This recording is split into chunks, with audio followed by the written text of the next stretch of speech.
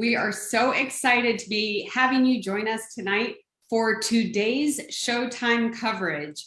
My name is Shelly Bryan. I am one of your co-hosts today for this Showtime along with Chelsea Sutton, who you see joining us. And we would love, as we are letting everybody join in right now, those of you that are jumping on, let us know where you are tuning in from. Make sure that you give us a good thumbs up that you can hear us. And we are excited to bring you Showtime coverage tonight in a format that we literally have been waiting to bring to you guys. And this is going to be a new format that we are going to roll out, where we take a deep dive in the analytics as far as what the competition presented us. Now, Showtime, we are all focused about what is going on in the judge's mind as they analyze the complexities of reining. And we have two experts with us tonight that, Chelsea, would you love to welcome in? Absolutely. Honored to be here with you and really excited to bring this style of format not only to our dedicated and loyal audience, but I know that there are many tuning in for the first time. So welcome. We are excited to have you. Let me introduce our two judging experts. The first one, Brian Dykert, our expert commentator and expert judges monitor. He is an NRHA past president, served for many, many years as a monitor, started as a trainer himself, has played a role in the integration and development of events, run facilities such as Westworld right here in Scottsdale, and happens to be my father. So honored to do this alongside of you. Welcome, Brian. Thank you. Glad to be here. Also excited to welcome the great Jody Brainerd, a professional trainer, professional horseman, judge for over 35 years, both AQHA, NRHA, many cards held across multiple organizations from both of these gentlemen, past NRHA judges, chair, judges school instructor, the list goes on and on. You guys are going to get insight into all of this knowledge. Jody, thank you for joining us today. So happy to be here. Thank you, girls. Welcome, gentlemen. We are so excited to have both of you, but we are also incredibly excited and honored to have all of our viewers in with us tonight. And I see where you are coming in from. We love all over not only our country, but abroad. ReinerStop definitely is a worldwide phenomenon, and we are just so gracious to have you join us tonight. Now, here at ReinerStop, you know that Chelsea and I strive to bring you timely and relevant topics with the goals of increasing transparency and integrity within the industry. And we do this with two services. We offer free, absolutely no charge, both of them because of our gracious sponsors. Let me say that.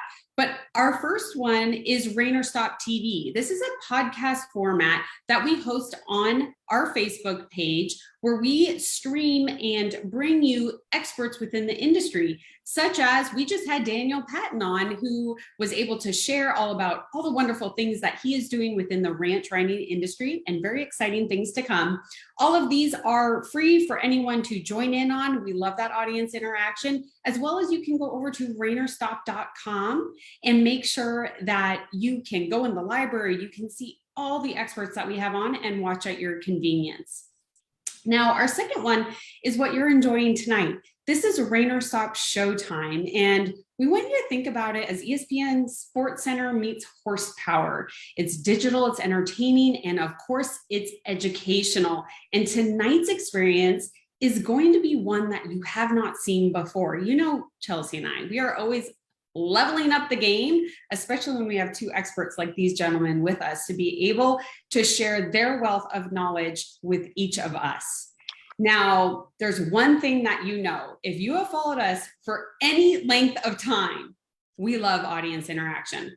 Like, we love it. We want it. So in the comments right now, that's why we asked you to tell us where you're tuning in from. Make sure that if you have a question, put it in there. We, not only Chelsea and I, we have a team that are monitoring the comments right now, those questions coming in. And if you have a question that you would rather keep private, you can send us a DM as well and ask your question. I'm just going to tell you guys, ask your question. I totally want to empower you to do that, because if you have it, most likely someone across the globe has the same question too. So I do want to also set up and let everybody know that we are a third-party media company here at ReinerStop. So we are not affiliated with any association, and we thrive to bring you non-biased, honest, open, raw feedback on what is going on within the industry. That's one of our fun things, with the focus of bringing solutions and knowledge, right? The more that we know as an industry, the more that not only those that have been experiencing it for some time, but even new people coming in, the more we know, the better decisions that we can make towards our goals. So now that we've kind of set the stage, I'd love to get into tonight's competition, where we are going to be reviewing the Futurity, the open 3-year-old Futurity from the High Roller Reining Classic that was held at the South Point Casino. Before we do it, Shelly, I want to give our viewers a chance to win a little something. So I love that you mentioned that, that this is all about sharing expert knowledge, bringing more people to the industry. With that in mind, we have some giveaways thanks to our sponsors. And this is high value stuff, you guys. So let's do this. If you share the video, I know many of you are tuning in, most of you are tuning in on Facebook. If you share this video on Facebook, right, share it to your feed, share it to a friend, comment in and let us know when you've shared it. We are going to have some prizes for all of those who share it. Let's go ahead. Why don't we give a prize to the first one who shares it? So share it out, comment, share. Let's spread access to this information. And we will be giving away, we've got some show stopping pads. We've got some Gut-X thanks to 100X Equine. So I'll be monitoring the chat for that. But let's kick us off with that. And then let's talk about our competition, shall we? I love it. Let's do that. And so we're watching right now. So share away, make sure that we get the word out as we dive in here to the competition. Now, this competition, gentlemen, we're covering the 3-year-olds, right? These 3-year-olds probably been out maybe once, maybe twice before coming to this event. And I feel like by now this is our 5th showtime this year. Can you believe it? I don't know about you guys. But it's our 5th showtime, and we've seen 3-year-olds before. We've seen shootout horses that were at Run for a Million. We've seen Derby age horses. Tell us a little bit on your thoughts on what the 3-year-olds and or H horses are showing us right now as an industry. Jody, why don't you go first? Okay, for sure. Well, we have had the opportunity to look at sets of aged event horses this year like I've never seen in my life. And, I don't want to say that I'm old, but I've looked at lots and lots of horses over the years.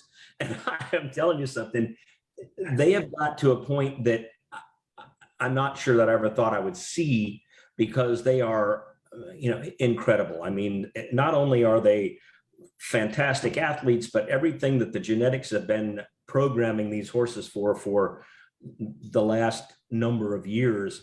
They're big, they're beautiful, they're good movers. I mean, all those things that, that we only wished Brian and I had when we were 30 years ago, when we were trying to scrape up something to go show. These guys are riding, and it is incredible. The 3-year-olds, I think they have progressed equally. But right now, when we're looking at young horses, they can't compare to the 5, 6, and 7-year-old horses that we've seen this year. So anyway, that's just an opinion. Okay. Thank you, Jody. Appreciate that. Brian, what are your thoughts? But very similar. Very similar. Yes, we used to dream about this. Jody, we are old, so just accept it. And then secondly is all of us that are our age and more, we used to dream about life after the Futurity.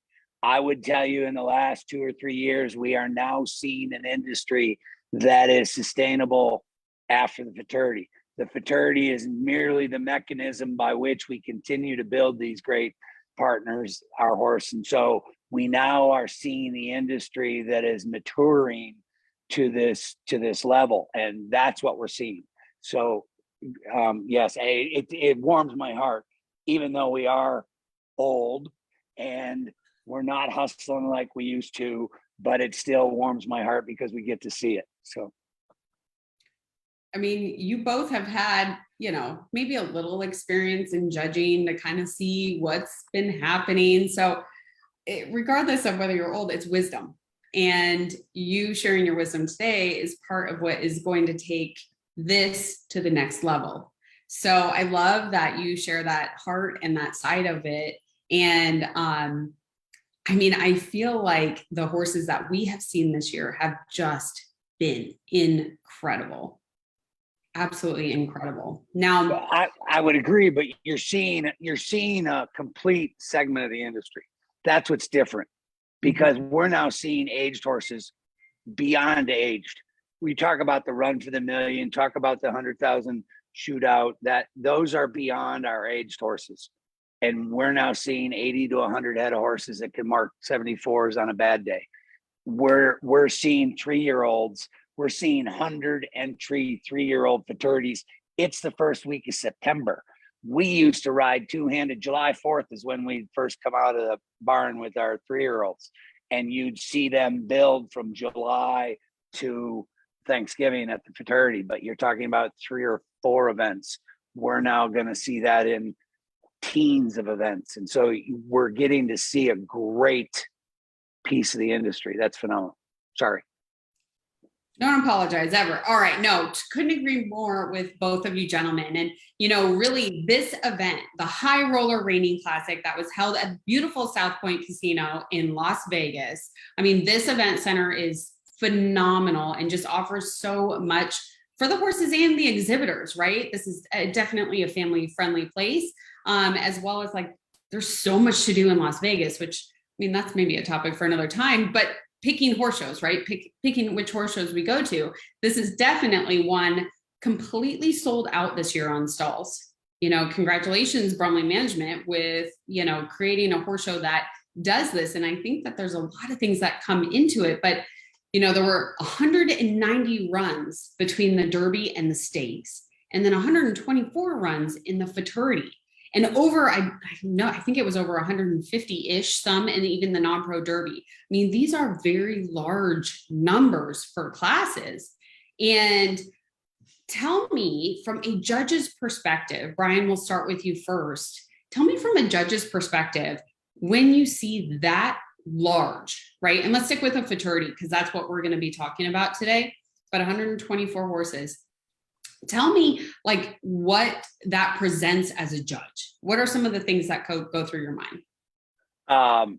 It's a major chore because the task is going to be extremely large and extremely monumental, because if we just talk about the futurity at 125 entries, you're talking about that's 13 hours on a good day.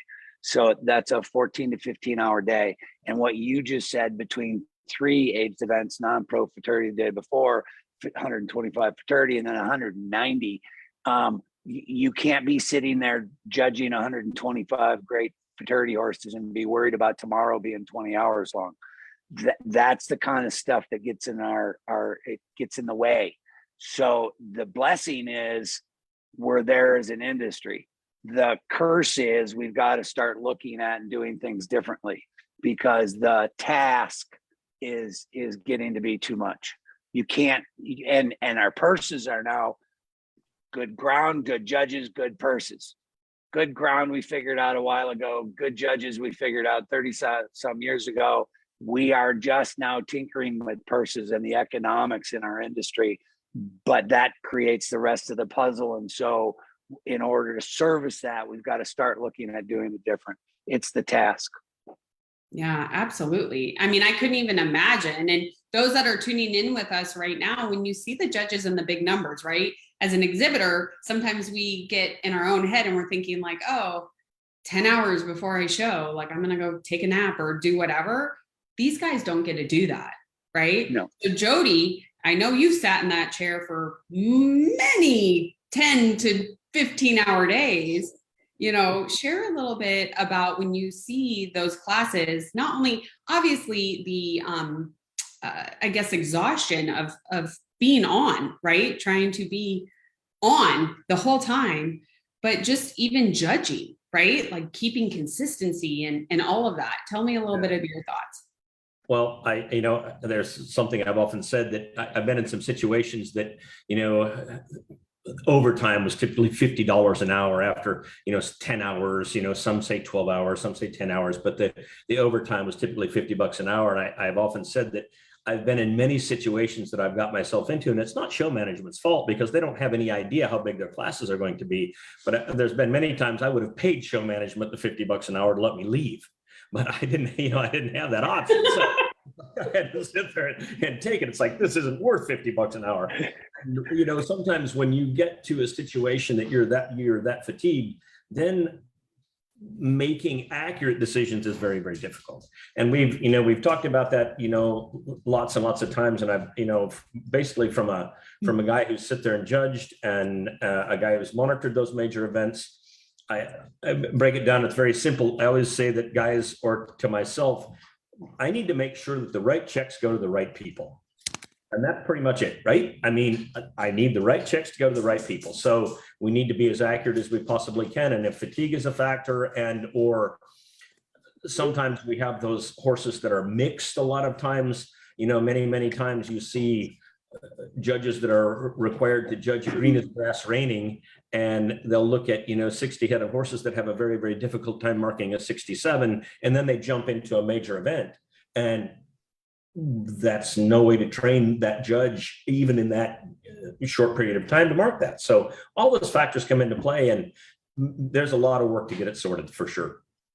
Absolutely. And I know that we've had some other ReinerStop TV episodes where we've talked about some of this, and this has come up. And I think it's something that as we continue to grow, right? Like, I don't think right now our numbers are going to be pulled back, even with prices and everything going on, that we do need to start thinking about these things and how we can make it better as an industry, right? And I don't think it's just the judges or just associations. I think it's collectively everybody coming through with potential solutions, and we might try and fail a couple times, quite honestly. So we got to figure it out. So I know that we want to dive in here because we wanted to show the results for all 4 levels. We're going to start with level 1 and get up to level 4. And as we are going through this, all our viewers right now, questions come up because we're going to start asking for the statistical knowledge from both Jody and Brian as we go through this. We'll probably spend the most up on the level 4, but we do want to show some similarities and just some interesting information on what was presented to us at this horse show. So Chelsea, why don't you go ahead and get us started? As I do that, I'm going to take my screen back off for a quick second because we had a question come in and I want to squeeze it in right before we get here because I would love to hear the experts' opinions on this. The question came in from Lisa, and it says NSBA is moving more out of 2-year-old futurities into older ages is the assumption I'm making here. Do you think NRHA, based on what you guys are saying, is going to move out of the 3-year-olds and more focus on 4 and up? The simple answer is no. And I don't think that that's the answer to the growth of an industry. So if you wanted to talk about NSBA versus NRHA versus NCHA and NRCHA, you can talk about all those disciplines.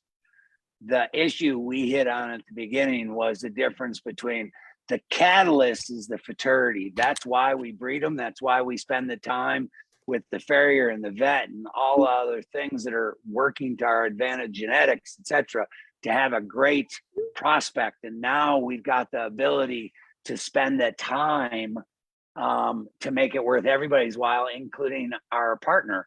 In Jody and my time, the futurity is all you had. So you had to do everything you could because that's the only shot those horses had.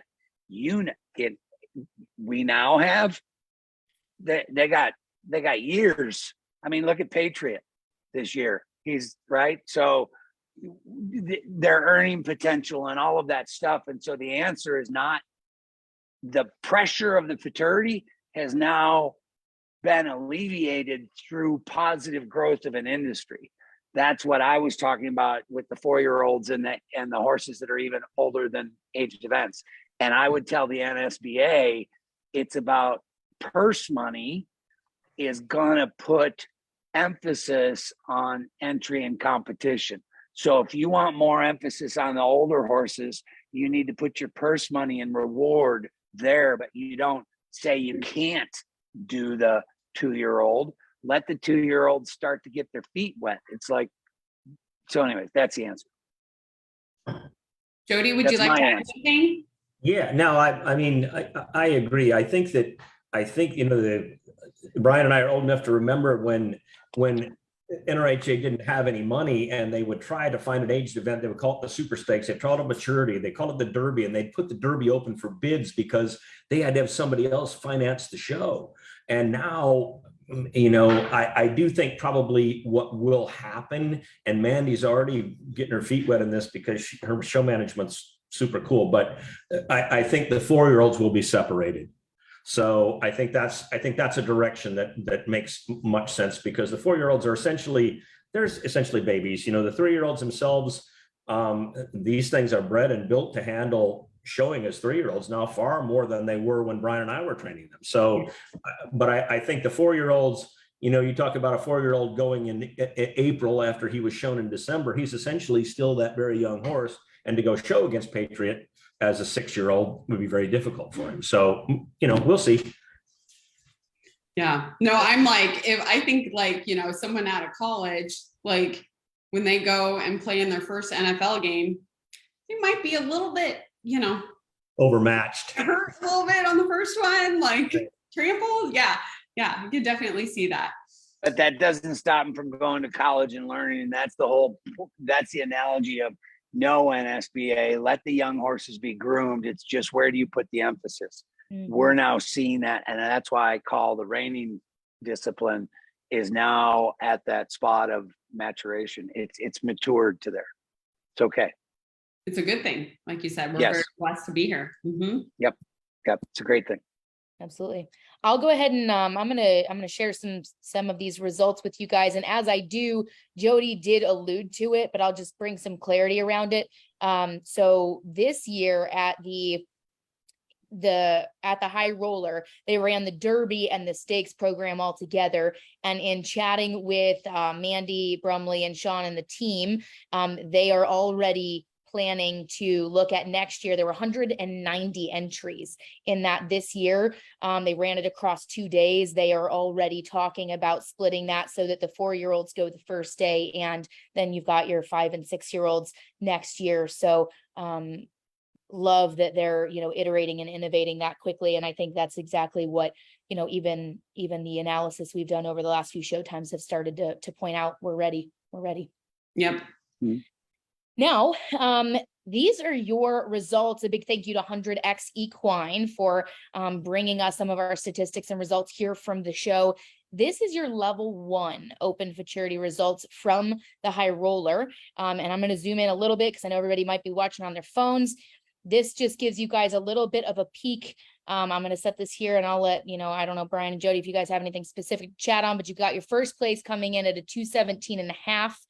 Second, 216.5 X's and O's, third place at 215.5. And then I pulled all the way down just past where the money pays out at 15th place. So you can see how that level 1 stacks up. And this is, Shelly, can't remember if you already mentioned this, but Amanda Brumley and Brumley Management did not require them to enter up, right? So if they did, it was by their choice, but they did not specifically. That's a great move.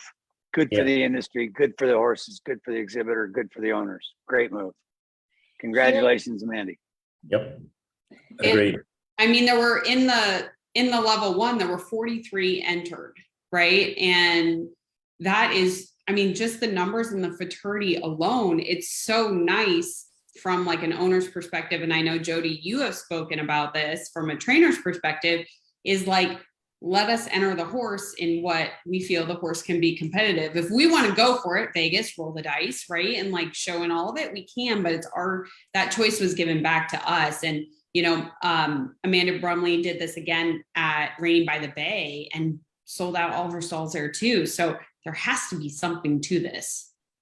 Here's the interesting point as you look at that. You're talking about a 69 to a 72 is what you've got to be able to mark before you leave home.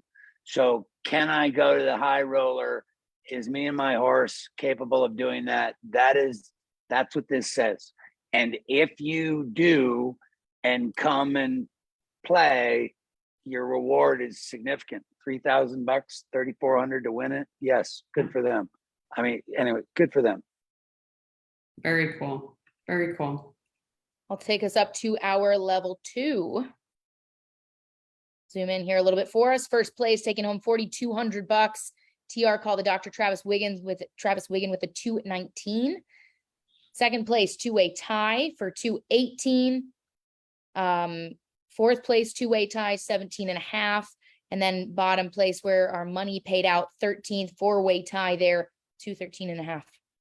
Now you're talking about the 71 to 73 horse. See how that took a very chronological step? So horse and rider, both. Mm-hmm. Yeah. And we start to see, I know let's spend the most time in our level 4 kind of diving into this topic, Brian and Jody, but we start seeing a lot of groupings here now, right? From the level 1 to the level 2. Let's bring up level 3 and see what it shows us there. I'll also mention here, so Shelley mentioned we had 43 entered in the level 1. There were 75 entered in the level 2, which statistically as an entry was the highest. The level 2 had the highest at 75. Mm-hmm. Good. In quantity. Yep. Which tells you that's where your biggest demand is. At least at that show. Yep.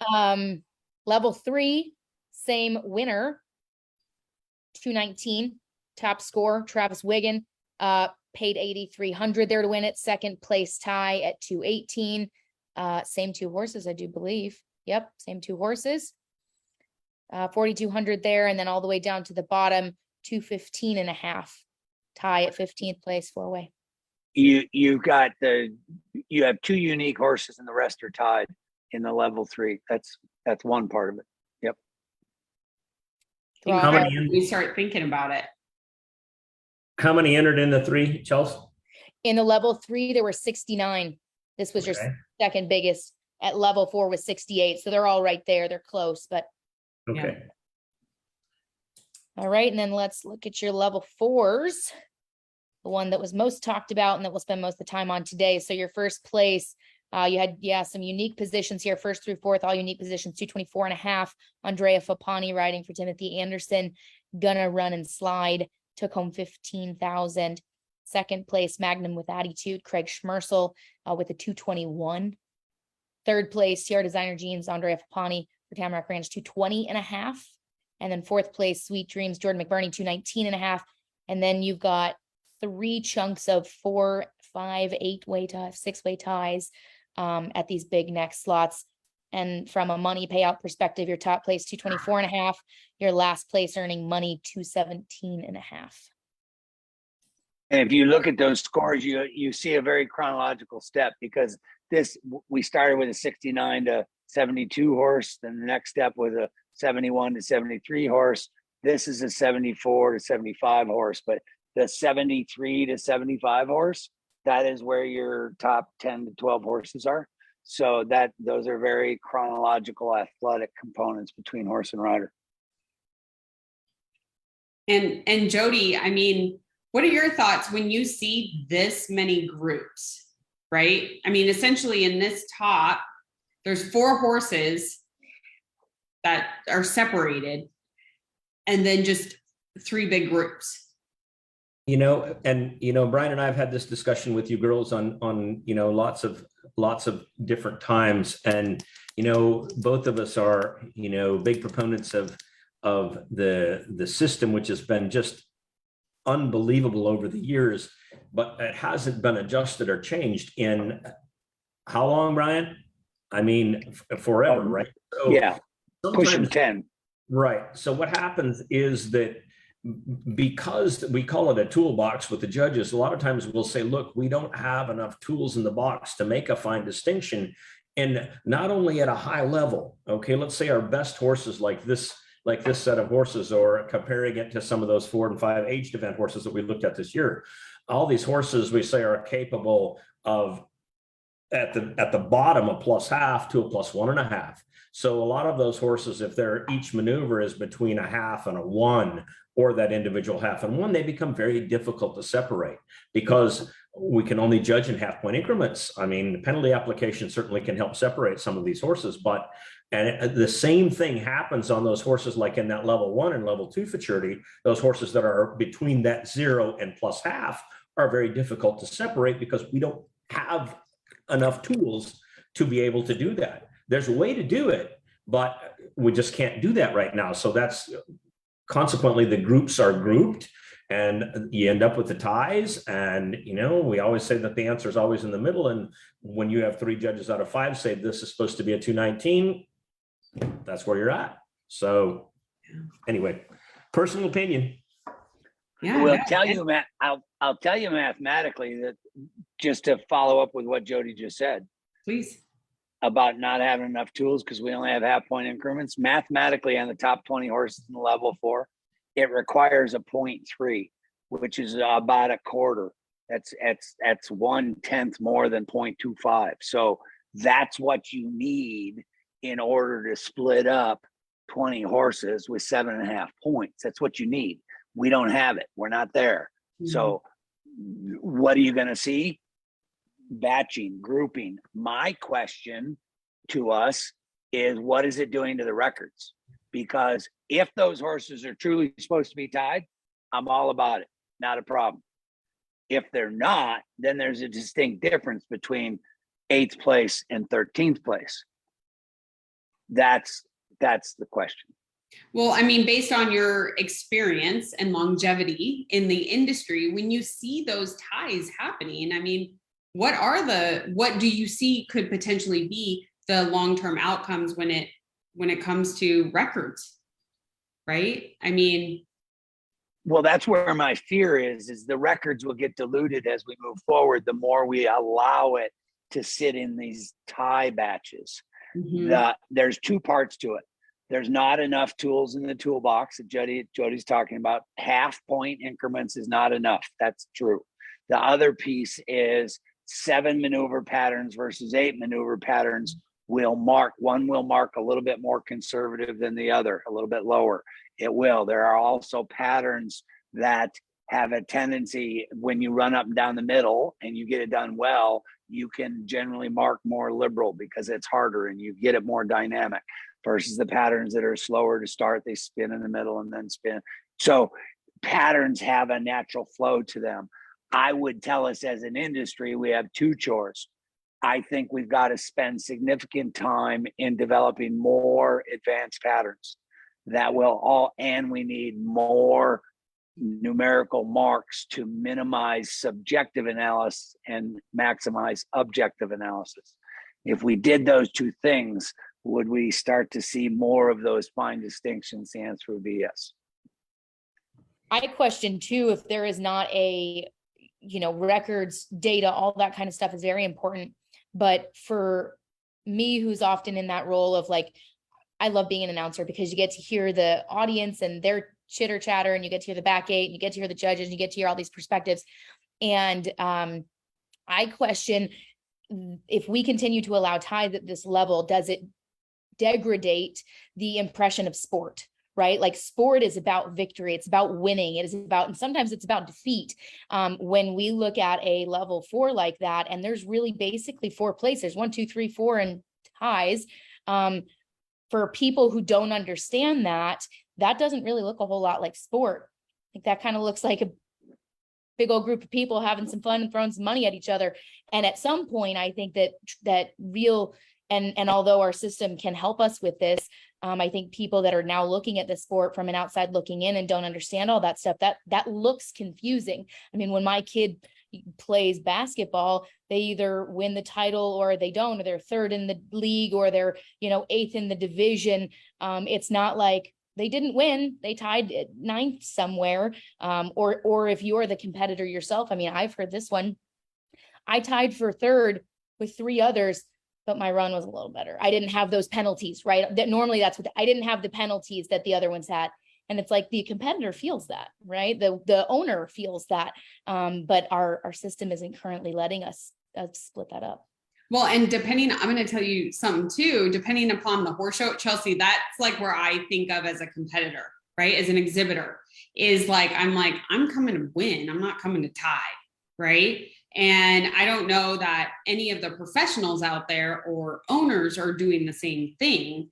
And it's like, I remember in a year that I showed all the affiliate stuff with my mare, I ended up tying to win one of the affiliate non-pro things, right? And it was literally, we drew crumpled up numbers on who got what prizes. And I was like, I literally worked all year for this. Like, this stinks. You know what I mean? Like, it didn't leave a good feeling. I haven't shown in it since. It didn't leave a good feeling for me, you know? So I think I cannot wait to hear Brian go for it. And I know Jody has something to say. Well, the answer is judge, make a decision. And Chelsea's right. One's better, one's not. Judge, make a decision. Our judges can't make the decision. That's part of the pressure at the moment. And we've got to figure out how better to. And I would tell you, it's not about a subjective judge's analysis, because everything about the sport of reining and the events, cowboy sports, is about the objective analysis. If you earn it and you do it, you get it. But being the different 8th versus tied for 13th, no. Jody, what are your thoughts? Well, I first of all, let me, and I will maybe answer some people's questions right now, but you always will hear someone that maybe doesn't judge, but is an exhibitor that doesn't have a card or whatever. They'll say the judges aren't using the scale. They're not using the scale. They're not. And it's like, stop. I mean, the easiest marks to do are extremely poor, -1.5, excellent, +1.5. Those are easy. Those are simple. I mean, but we don't see excellent very often. Let's say that horse that has a great approach and runs down there and has a huge stop and gets a little bit crooked right at the tail end of it before he backs up. Is that excellent, or is it very good? Well, it's not excellent to me, because he shouldn't have got a little bit crooked at the very tail end. So most of the issues that we have judging these horses aren't, the full scale doesn't count, because if I plug a +1 into one of them that gets a little bit crooked, well, he's a half, maybe he's a little better than a half, but he's not a 1. Those are the areas that we need the help with. It's not using that whole scale, because we go dump a +1.5 on a horse that shouldn't have it coming. Then we're marking horses 77s that should be 75s. So, you know, I've heard that argument a lot. People say we're not using the scale. It's like, we're not using the scale because a lot of that stuff is in between where we're supposed to be. So anyway, again, personal opinion. Great. That is great. We're going to call him the old tweener. Yeah, but it's, you know, I mean, our assessments are always in the middle, right? I mean, Yep. any good negotiator tries to find common ground between two people. It's the same with a judge. We're trying to find the most accurate spot that we can to get this horse in the spot that he's supposed to be. So middle ground's the answer. Well, and I know we're going to look at some actual runs, or the scores from the actual runs here in a few minutes. And so we can maybe even use some of those to give examples for too. I do want to make a clarification. I saw this question come in from Facebook, and I know some of our audience helped us out here, what entering up means. And so we can just provide some clarification. In reining, you walk in eligible for basically everything. You only become ineligible as you earn your way up. So the concept of entering up means that you enter as many divisions as eligible for. What's common, and you guys can continue to provide context too, you might be able to explain it better than I can, Shelley. What's common is many events require you, you know, we just saw these results by level, right? We heard that the level 1 was a 69 to a 71-ish, 72-ish horse. Some competitions require you to enter, even if you have that 69 or 70 horse, they require you to enter either up a level, right? If you want to enter the level 1, you have to enter 1 and 2, or some require you to enter all 4. Every competition is functioning a little bit different. In Mandy's case, in Amanda Brumley's case, she only required you to enter which divisions you wanted. Even if you were eligible for 1, 2, 3, and 4, you only had to pay the entry fee for the division you were eligible for. Hope that answers it, because that is a great question. And I mean, that's a whole nother episode, right? Because it's like, I remember one time at the Derby, I didn't enter up and I would have made the level 4 final. Like, you know, you can argue it a million ways. I still think, and just based upon conversations that we're having here tonight, is like just that freedom, kind of putting it back on the exhibitor and the trainer and the owner to be able to make the decisions best for the horses. Like, that's so great. That's so great. And it seems to be successful based upon these numbers that are coming in for entries. Now, Chelsea, before we go on to some of these scorecards, do we want to announce the winner from the Gut X on the first share? And actually, do we want to share the brand new product that is out too? Yes, I will. I'll announce that winner. And then, if you want to talk about that, I'm super excited about what 100X is doing. So I've got some names here for us. Congratulations. The first person who we saw comment in with shared is, congratulations, Donna Crossman. Donna Crossman, you'll be taking home that gallon of 100X Equine product. That's the Gut X gallon. So you're going to get a whole gallon of that. You can look up 100xequine.com to read some information on that. Unbelievable product. Everyone that we talk to that has used this thing rants and raves about it. So I know you're going to love it. For any of our winners that win here today, if you guys would email us support@ReinerStop.com, we'll put up a slide at the end with that on it as well. Let us know who you are, what you won, and we'll need a mailing address for you. We'll get that over to you. That's awesome. Well, congratulations.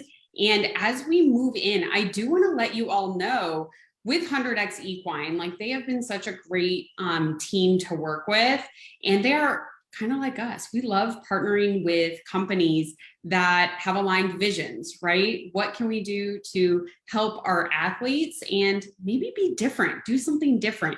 And before we move on, I do want to make the announcement. It just came out this week that 100X Equine has now launched Regen-X. Regen-X. And now this is their newest product. It is the endurance of a performance horse is directly related to its muscular health. So Regen-X is an all-natural amino acid formula designed to help enhance stamina and muscle tone. Regen-X can help increase endurance, strengthen muscle, ease muscle soreness, and cellular activity. And it is ideal for all horses before exercise, competition, or hauling to help with fatigue and recovery. Now, when I look at these ingredients, I'm an athlete on the fitness side as well. And these are ingredients that I use personally. I know how they work. And the fact that 100X Equine put these together for our horses, I can only imagine the results. So we will put a link in the comments so that you can check out this product. And one thing about 100X Equine is they have a ton of testimonials. So they have an amazing team. If you have questions or want to know if this product or one of their other products is good for you, or good for your horse. I mean, you could, I'm like, it's all stuff that I take, not like this product, but yes, I would definitely reach out to the team. And we want to thank you. You know, all of our showtimes this year have been free to our audience, to our viewers, because of our wonderful sponsors. So we appreciate that you guys show them the love. We know that you are. We get the messages of the successes. So great. We cannot wait to try this new product. I'm going to share my screen here again, because I would love to dive into some of the actual results from the show, but I do want to let you guys know, I just pulled it up because I'm going to put the links in the comments. They're running a 50% off special on that and a few of their other products. This is normally, so that gallon that you guys just heard us give away in this, the gallon of Regen-X is usually $279. You guys can get it for 50% off right now. So I'm going to put a link there. You guys want to grab some and give it a try. Let us know what you think. Yep, absolutely. Okay. I'm going to share my screen here. Shall we talk about the Futurity? We shall, but you know what? There is one thing, Chelsea, before we dive in there, I was just reviewing some of our notes. And if you would actually pull up the level 4 purse distribution, so the level 4 results, because before we get into kind of the pattern and the scores on a few runs so that Brian and Jody can talk us through them, is I just want to talk about the 18 horses that got the purses. And the purse money and where they fell in the draw, because this was something that was quite unique. And Brian, I would love for you to speak to this based upon the statistics that and analytics that you ran. On the draw and the placement of the draw, you had 5 horses out of these 18 that were in the first half of the draw, and the other 13 horses were in the second half of the draw. That's just a unique dimension, period. It's just unique. It's not implying anything other than it is what it is. So that's the draw function. The rest of the stats, how far do you want me to go on the stats? Keep going a little bit. Yeah, keep going. We'll cut you off. The fact out of those 18 horses, because that's where the purse distribution is, the fact that you have 4 unique ones, they're at the top, great. But the rest of those, which is the next 14 head of horses, are sitting in 3 massive ties. And those 3 massive ties are within basically a 1.5 points. That tells you the depth of the competition is very deep, and the scoring system will not allow it to make those fine distinctions, because you're talking about a 217.5 is tied for 18th and a 219 is tied for 5th. So that the amount of difference there is, you're talking about a half a point. That's a 72.5 to 73, and so that's what you got. Yeah. Now, Jody, I mean, I think it's really interesting because, I mean, I know I've heard it back gate. Maybe I've said it too. Who knows? But like, oh, I want the late draw because it's like, it's just better being a late draw, right? Well, these numbers kind of maybe prove that right. But Brian, you're saying this is totally just. Well, I'm not. No, it jumped at me because when I pulled, you got 125 head of horses. And when I pulled out the top money earners, they all were coming out of the second half of the draw. So all of a sudden that goes like, well, isn't that unique? So I started to look into it a little bit farther. I don't have, it would take more analysis to truly make a more defined decision on that. I just find the uniqueness of that. And I would say some of that is filtered by 1, volume. 2, you do have a comparative analysis and decision making that is true. So the judges will naturally do that. I don't care what they tell you. That is true. The first drag batch sets the tone to this batch of judges. So everything is going to be moving on a comparative analysis. When you only got 3 or 4 tools to pick from and 125 head, that's a lot of work. So that's what it says. So I appreciate that, you sharing that. Now, Jody, what are your thoughts on that? Just how it kind of lays out, and then the comparison that kind of came up right there. I've seen from a judge, from a showman, from the monitor standpoint. I've seen some situations where it's actually happened, and I always say that that scores will climb late, and I always say that no one messes up on purpose, right? I mean, they don't do that. What happens a lot of times is like fatigue can be a factor. There's an interesting one, and somebody the viewing audience may want to do the Google search on it because I can't actually remember.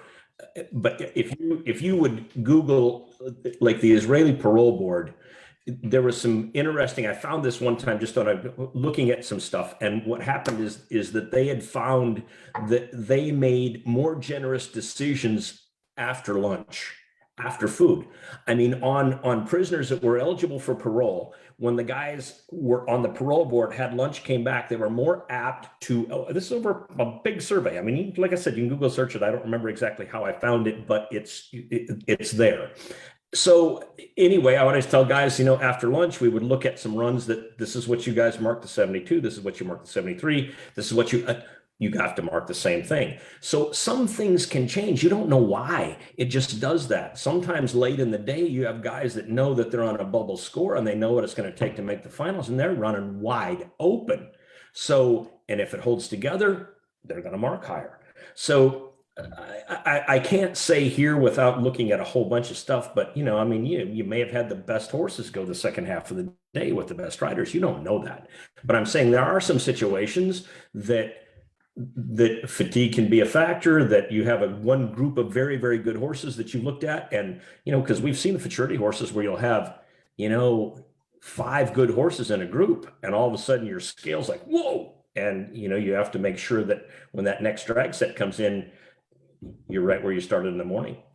So even that in and of itself, I think is an interesting, would be an interesting thing to analyze. Maybe you guys have, or look at, which is not only across a day, but in a drag set, how that might, how does comparative analysis show up to you as a judge making decisions on a maneuver by maneuver basis when you've got a drag set that either has some ho-hum horses or some really fancy horses? Will that affect what you're doing? And then will that have an impact when you're talking about 125 horses? Yes, but I want to jump on this real quick because everything Jody talked about is 100% real. And as an industry, where are we falling short? We are managing our officials poorly. And we've got to do a better job of managing the officiating, which is the officials applying the officiating system across our events, across our industry. It's too much of a free-for-all, and that's not managed in a very conscious kind of effort. Fatigue is only one of them. Jody is 100% correct. I find it interesting that he'd used the Israeli parole system to find the stats on decision-making. That brings a whole nother question, but the point of the story is simple. We're not managing our officials and officiating system to its best ability right now, and there's more. So that's the rest of it. And let me ask you guys this, because I have noticed this as an announcer, but not being a judge and not analyzing scores at a maneuver by maneuver level. Maybe I'm giving this more credit than I should be. I'm curious about the natural conundrum that happens with competition where, we're announcing the score after every single run. Does competition, I feel as though competition has a natural tendency to step itself up when it sees some high scores get laid down. And you also have, when you've got 3, Andrea's got 3 in it, Andrea's 3 have to get spread out in that draw, right? When Craig's got 3 in it, he has to get spread out in that draw. So you naturally are also going to have some of your high level guys put towards the end of the draw. Does that play a role? Competition is just stepping up naturally. Yes. That's why we play this game that way. That's why we announce a score. Competition will adjust. You're talking about $15,000 to win this Futurity. Who's not gonna? Nobody. Everybody's gonna. They are. Yes, I used to sit second behind Jody all the time, and I didn't like it when he went before me because he made me do stuff that I didn't want to do. Yes. Fair enough. yeah, for sure. But yeah, it's like the depth of competition that we have today. And, and most of the time in finals, they have draw parties where guys are picking numbers. So they have no idea where they're going to go anyway. I mean, the show committee will separate them if they're too close and have too many in the finals. So that's eliminated that part of it. Sometimes in, go round draws where you're computer drawn, crapshoot, right? I mean, just happens. So, but, judges, like I said, if they are prepared properly and they are focused, it's not an issue.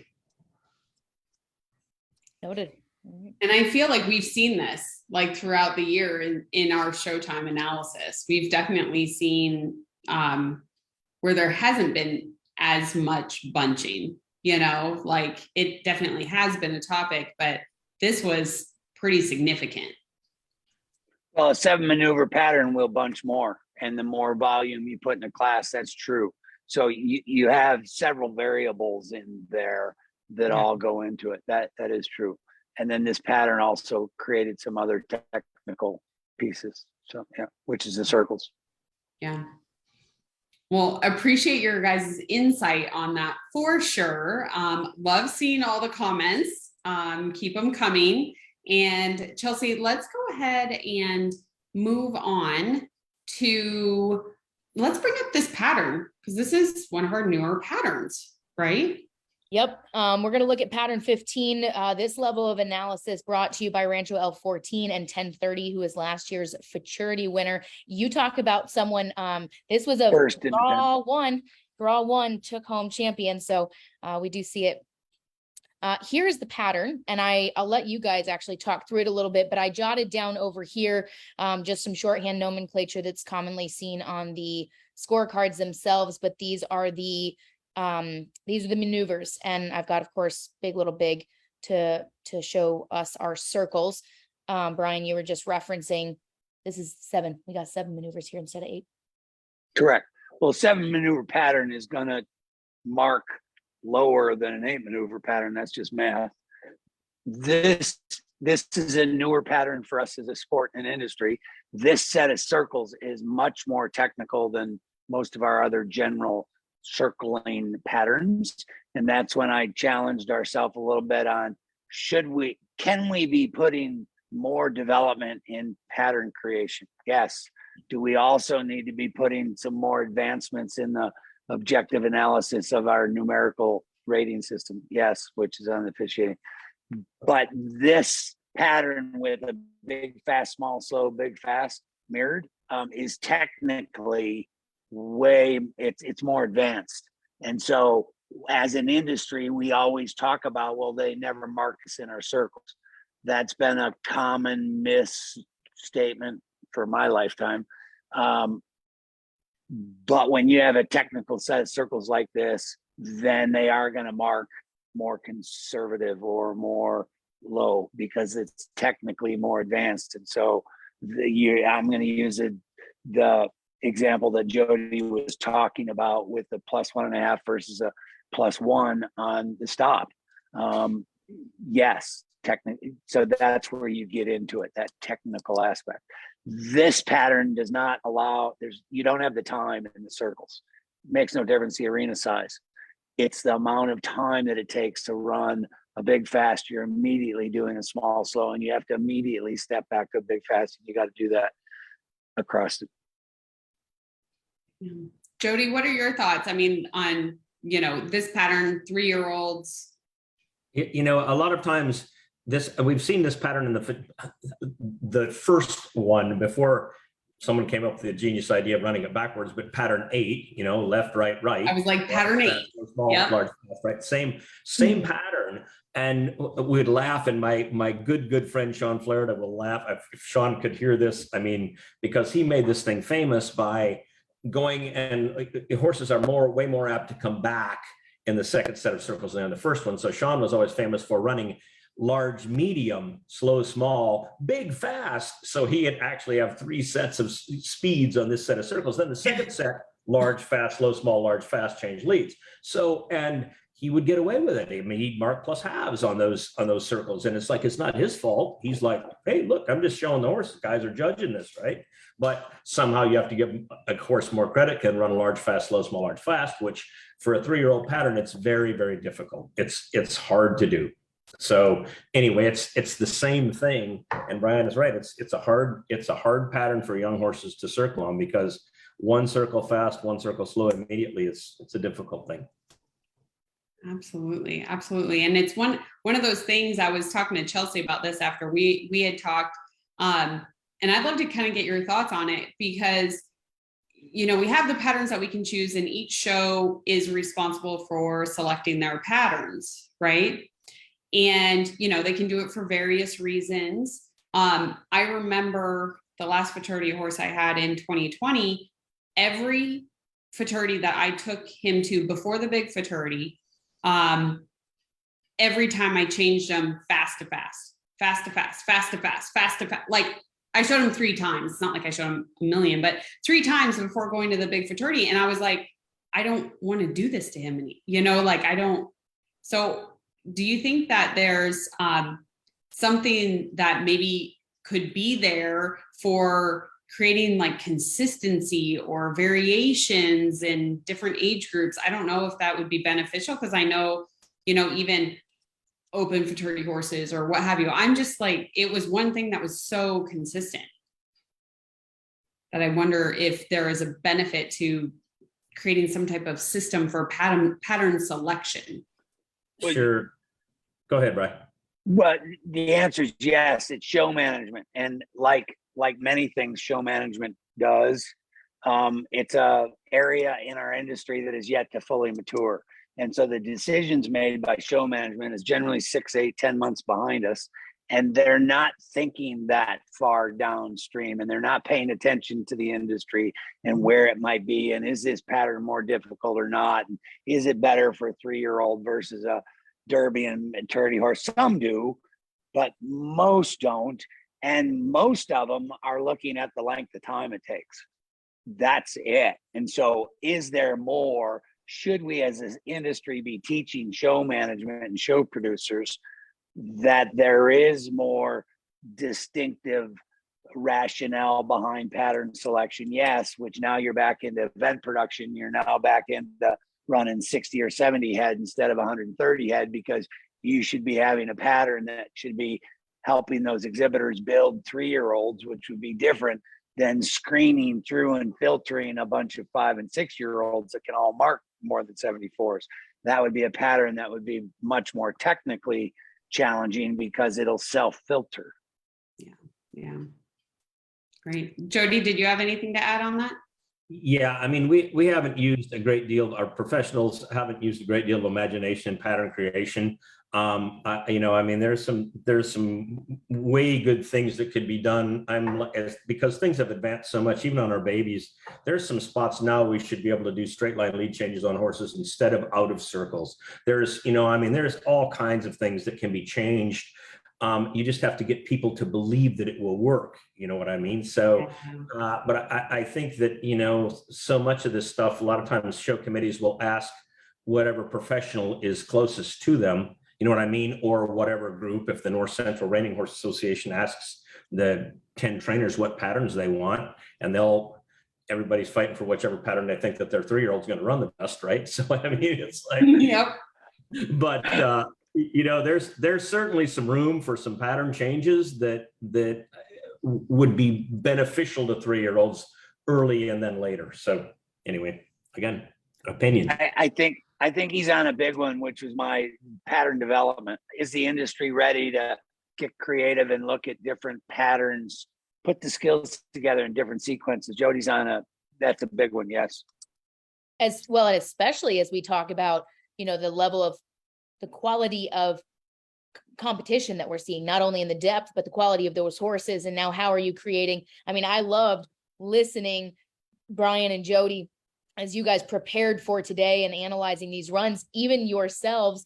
Brian, I give you a lot of respect for the fact that when you first looked at the scores and analyzed this and looked at this pattern, you had an initial assessment. And then over time, you actually evolved your own assessment of the pattern. How much more does that apply to what we're doing for our horses and these patterns and what they do for our horses? I'm going to ask you to repeat it if you remember how you said it, because you made a statement. Originally, you were summarizing that this pattern was difficult for 3-year-olds to perform in, but then you reassessed it. Can you tell us what your assessment is on this pattern for 3-year-olds? Yes. My first statement, just looking at the numbers and the analysis, was that that's what the scores said, that these circles were too difficult for 3-year-olds the first week of September. So that was my statement. And then after hours and watching runs and marking those actual runs, I was wrong. And it's the technical analysis of making the fine distinction of how good circles are and 125 head of horses. You're talking about 250 decisions on these two maneuvers only across 125 runs. That's what you're talking about. And so it's the technical assessment. And that's what we saw. And that's why we didn't see a bunch of +1 circles, because they were technically more demanding. Mm-hmm. So I was wrong. They were right. It's a good filter. Write that down. Write it down. No, I'm just kidding. Can we do more? Yeah, always. We can always do more. But I would also beg the question of, one of my favorite things to think my own way through things is, am I asking myself the right question? Sometimes I think we and I'm speaking we collectively as an industry, you know, we that love the sport, whether we're competitors or otherwise, we just think it's all about going in there and getting the biggest score. Well, sometimes maybe in some of these developing futurity classes, maybe it's not about getting +1.5 out of something. Maybe it's actually about technicality, right? Or using this competition or this pattern as an opportunity to shed some light on maybe some gaps or some holes that we have in our pattern, or where we are strong, or something else, right? So I think thinking about our patterns for a purpose and intention, and Shelley, I think that's exactly where your question was coming from, right?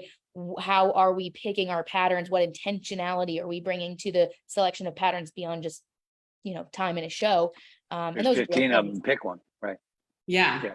And like, let's not all pick this. I remember as a youth kid, all I did was pattern 8, 8, 8, 8. That's all we ever did, you know? So I just think, especially with 3-year-olds, we gotta be more intentional. We have tools, we can create additional tools to be more intentional. Right, absolutely. I've always said as the coach that, you know, too many of you non-pros, even in my barn, they want to beat someone else, or they need to beat that score. And it's like a professional golfer. He's not trying to beat that other player unless it's match play. He's trying to beat the golf course. You just have to show the pattern, right? I mean, that's what you're trying to do. I'm not trying to beat Brian. I'm trying to get the most out of my horse. So anyway. Yeah, absolutely. I know we're going to dive into a few, I'm going to call them, I don't know what you guys want to call them. I'm going to call them anomaly runs or anomaly scores. We're going to dive into a few of those. Before I do, I want to remind you guys, we have some giveaways coming at the end of the show as well. So if you are finding any value from Brian Jody, which I know you are because I'm reading the comments, share this to your Facebook. If you would share this with friends, text it to a friend, send it in a messenger to somebody that would love reining or does love reining. We're going to draw some more winners from that section of giveaway or from that section of shares. And we've got some more giveaways for you at the end. So stay tuned. Well, and actually, Chelsea, let's give away one right now. I just like, the audience has been on fire. So I love this. Let's give away one. Who is the first person that can put in the comments the brand new product from 100X Equine? Name that product, and you're going to win a gallon of it. First person in. I love it. All right. Now let's dive into those anomalies that you were referring to, Chelsea. Yes, let's. Again, thank you to Rancho El Fortin and 1030, last year's Futurity winner, for bringing us this level of analysis. And of course, our experts and professionals who did the analysis themselves. 1030 is now standing and available. So you guys definitely take a peek at Oswood Stallion Station. Let's talk about Gabriel Borges' run. This was draw 14. I pulled the scorecards from the judges so that we could look across this run. And I'm going to hand it back over to you guys to talk us through this. This run went from it had spread scores, right? So you've got a 70.5 all the way up to a 72. And particularly, there was a -0.5 all the way up to a +1. Can you guys talk to us a little bit? You know, if you are looking at these scorecards, tell us what we're looking at here. Brian? Well, sure. You got two things. The first one is penalties. Penalties either happen or don't happen. And we as a sport and an industry still allow them to be. Sometimes they do, sometimes they don't. Depends on what chair the judge is sitting in. And so anyways, I have a very strong view on that, which the chair doesn't matter. And rule infractions either happen or don't. Speed limit 65, you're either doing more than that or you're not. So penalties. And so the point is, in the second spin, you have a penalty applied, and you also have a maneuver evaluation that goes from a poor to a very good. So that's what you have, which is creating some of the spread.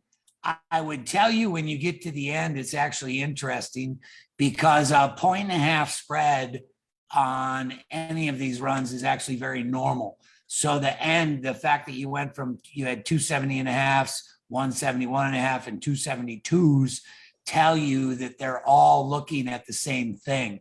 They got there differently. So the answer is in the sum of the parts. The detail is in the parts on how they got to the sum. The -1/2 to +1 on that maneuver are basically wide, and you can't answer why that is. It does happen. It does have some normalcy. And the point is, what's the answer? It's about 3/4. It's +3/4. That's what the system says. We don't have that choice. You either have to pick a 1/2 or a 1. So that's what the system says. Jody, can you talk to us for a minute about, you have spent many a day as a judge's monitor. Can you talk to us a little bit about, as a judge yourself or a judge's monitor, when this happens, what does this mean to you guys? Well, I think not only from the monitor standpoint, this is certainly one that we would review and look at again. Brian, when you were teaching the judges school myself, many of the chairs, everyone, we've always taught that there are 2 spots for an individual maneuver. There's only 2 places that can be. And it can, you can go to 0 to +1/2, or you can go +1/2 to +1, or +1 to +1.5. But we, no matter what the chair position, no matter what, it's very difficult to find something that goes from poor to very good, because somewhere in the educational system, somebody is not seeing the same thing. So like Brian says, that for us, we would take a look at this, and it's not, you're not criticizing, because like I said, nobody makes mistakes on purpose. But most of the time when you get guys and you review something like this, where you've had this, sometimes the +1 guys go, you know what, I'm a little strong. 1/2 is the answer. And your guy that was -1/2 goes, you know what, I didn't pay that thing enough. 1/2's the answer. So when you review that kind of work helps your judges a lot. But it's very difficult to have that kind of a spread on an individual maneuver. I mean, most of the time we'd say, look, somewhere the answer's in the middle, and that's where we want it to be. Right. And I want to elaborate on it one more step, because the audience needs to pay attention. If you look at those 270.5 scores, they did not get there the same way. And the same thing is true with the 272 scores. They did not get there the same way. Mm-hmm. But what you will see is what Jody was talking about, that basically for the accuracy, when you're evaluating our athletes, there's basically two decisions. It's one of two. That's where it should be. So when you look at that second spin, it's somewhere between +1/2 and +1. Those are your choices. The 0 and the -1/2, just for whatever the reason, but that's it. It's interesting when you look at the rest of it, because that's the rest of the story. It's not that that's all. Well, and from if you guys have tuned into Showtime, because this just hit me. So if you've tuned into Showtime before, in one of our last 4 Showtimes, give me like your favorite emoji in our comments, because this is something that I learned that I want to share, is that when you look at that first maneuver, right, that's like Brian's bingo. He talks about it on all the scores. But when I look at it, first set of spins, that was very easy for the judges sitting in the chair to make that decision. No, right? Yep. Where now the second maneuver, it got a little tougher, right? Mm-hmm. Like it just wasn't super clear. And so our job as exhibitors is to make it easy for you guys to be able to make those decisions. Mm-hmm. That's correct. The same thing's true if you go all the way to the end of the last maneuver, because you're talking about a nice run, but he has a bad maneuver, which is the last stop and backup. Well, guess what? The system said pretty much the same thing. Mm-hmm. So there you go. Yep. Yes. Yep. Oh, very cool. Well, and let me just ask this quick, and I know we're going to talk a little bit more about this at the end too, but if you're Gabriel and you're looking at these scores, because you brought up an interesting thing, even the scores that are the same, the 70.5s and 72s, they didn't get there the same way. What should the analysis be if you're Gabriel looking at these cards? you're coaching Gabriel to, analyze his own run to get better for Oklahoma City? What do you tell him? Do you want to take that, Jody, or you want me? No, it doesn't matter. I mean, Go ahead. okay. So, if I'm looking at this, the first thing that I'm going to tell that, if I'm going to say, look, I'm analyzing this, if it were my colt and I came and I look at this card, I can say the anomaly. It's like, you know what, that's a freak. And I mean, I know that most of these guys are within one spot or another, but in other words, they're within the 2 box that we say is supposed to be. The only place that they're not is the second set of turns, correct? So Yep. Otherwise, maneuver evaluation wise, even on the last maneuver, it's either -1 or -1.5, or minus half. There's only 2 spots for it. All the judges saw that equally. Some saw it a little worse than the others did. But if I'm looking at it from my standpoint, I say, you know what, my first set of turns are really good. My second set of turns, some of the guys liked it, some didn't.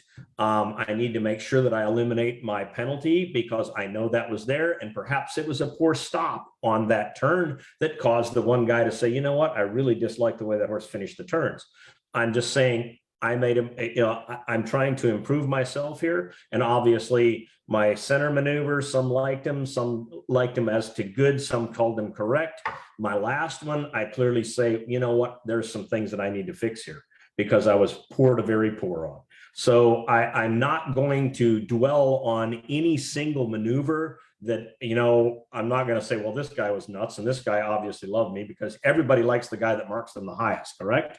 Even though no matter how they get there, they're always going to like the guy that marked them the highest, and or girl that liked them the highest. So anyway, it's what I'm going to do is I'm going to say the answers are in the middle. Okay. So maybe what I'm saying is my 71.5 here is the mark that's the most accurate assessment of my run.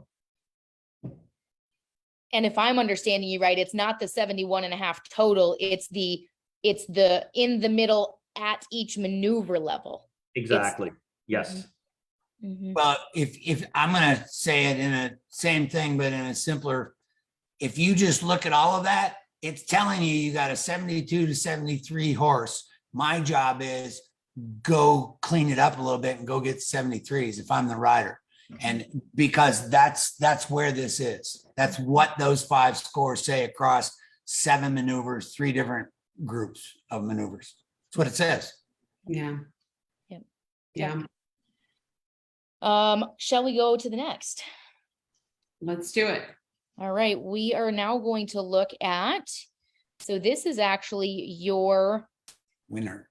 champion, Andrea Fapani, draw 123 in the original go order. Obviously some cool marks here. Had a 1.5 point maneuver spread.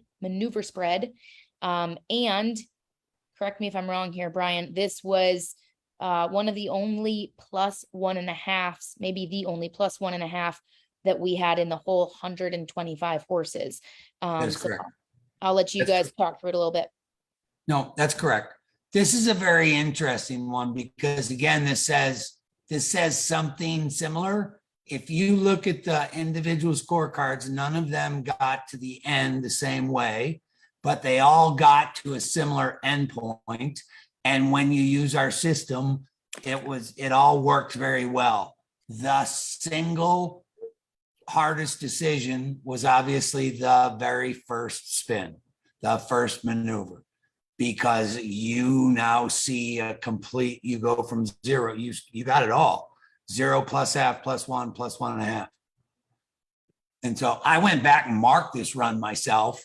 And the point is because he does migrate. So the 1.5 is a little bit too strong and the 0 is a little bit too tight.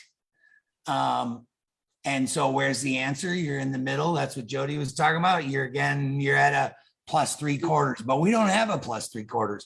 So what was it? It's the half or the 1. Those are your 2 choices. Well, and I love Shelley's assessment, right? Thinking about how if you see this degree of separation within a maneuver, you've got to now question as an exhibitor, what did I do to give room for that? forget how the judge made but what happened in the run that gave room for that. And in Andrea's case, you mentioned, him moving, him migrating. And what's really interesting is, and we're going to get into this in the end, and maybe I shouldn't bring this up now, but like this type of analytics on scores or whatever in any other sport, right? Especially at a very professional high level, is happening all the time, right? And I don't know that we're there yet as an industry, right? To be able to like sit down with both.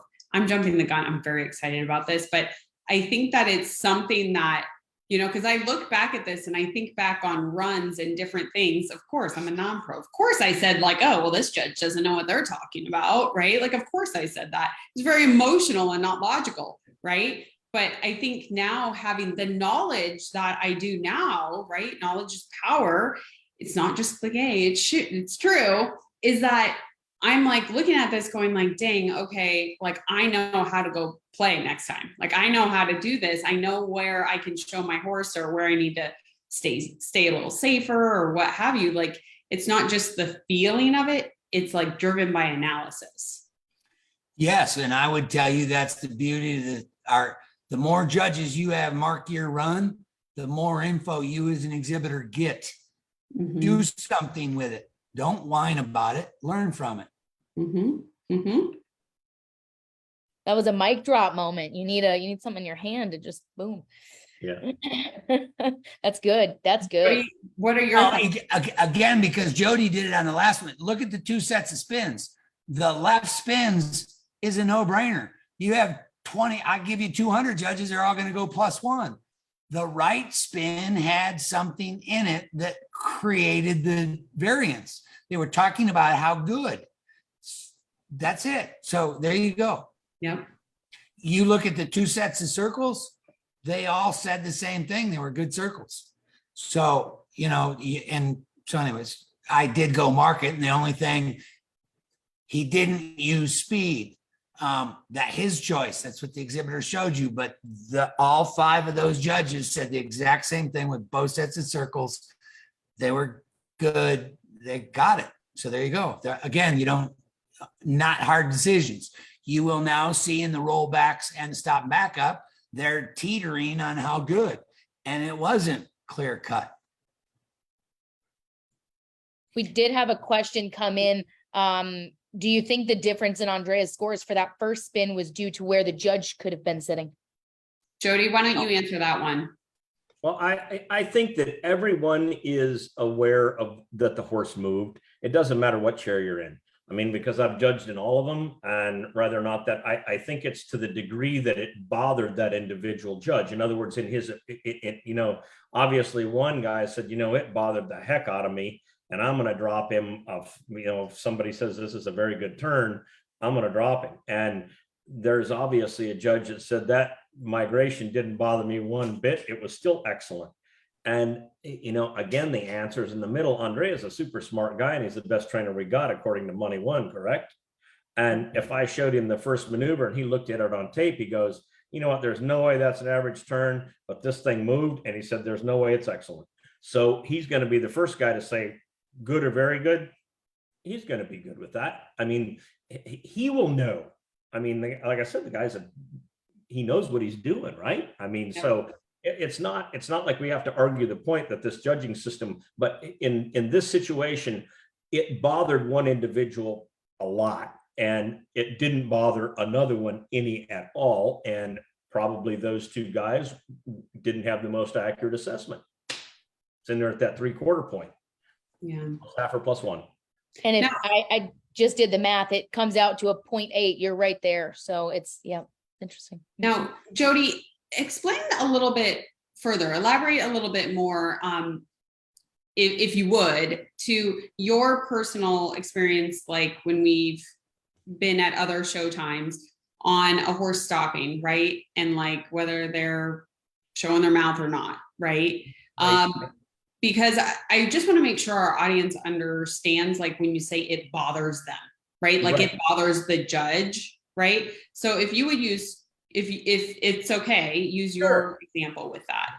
So for me, a mouth has always bothered me as a trainer and a judge. In other words, I don't like a horse that uses, I never train with a cavesson because I would like my horses to be able to know why do I put the cavesson on if they're going to open their mouth when I take it off, right? So, I want to try and train around that. From a judge's standpoint, it's the same when I sit in the chair. If a horse uses his mouth a lot, it bothers me and I make maneuver reduction. I've judged with some individuals that it doesn't bother them. And Brian and I have had this discussion is how much mouth is too much before you drop at that half point or that, make that assessment, make that maneuver reduction. That horse comes around the end of the pen. He's great, +1 approach. He stops, breaks his back. He's very, very good in front, but he gaps his mouth even on a slack bridle rein. He's showing resistance and or that he's been pulled on or jerked on at some point in time, because I have to figure out a way to give the horse that doesn't do that more credit. So it's how much is too much. And our rule book doesn't tell us that. We still, as a judge, are entitled to an opinion, and some stuff bothers me more than others. Obviously, that horse moving a little bit didn't bother me so much that I would give it a 0, but it bothered me enough that I'm not going to give it a 1.5. Make sense? That was great. No, really appreciate that example, and bringing that human side to judging, right? There is that human element that's still part of this. So really appreciate that, Jody. Thank you. And, Brian said this earlier, but as you look at multiple decisions, subjective decisions, that's actually more information for you as an exhibitor. It's not which one's right or wrong. It's, okay, some see it this way. We've got one more. Let's look at this one quick. Anything else you guys want to hit on here before I move on? Okay, great. This was draw 1, Fernando Salgado. And this one had a 3-point spread, and this is speaking to the total score. So you went from a 71 all the way up to a 74. And if there is one thing that I hear the most about as an announcer, kind of a back gate hangouter, it's, oh my gosh, they're not the same. So can you guys... the answer is in a 1-point penalty on the second lead change, because the one judge that does it, 4 judges take a 1-point penalty and 1 judge doesn't. So that 74 turns into a 73. The second you do that, that 73 is somewhat similar in the ball game because you're 71.5, 72.5, 73. That 1-point penalty does that's the first cause. Mm-hmm. Then you're going to be on the bubble, but that's a single first piece. Yep. Mm-hmm. And it is there. It was out of the horse. This horse changes leads and 1 stride steps out behind and then back in. And so it is, anyways, that's it.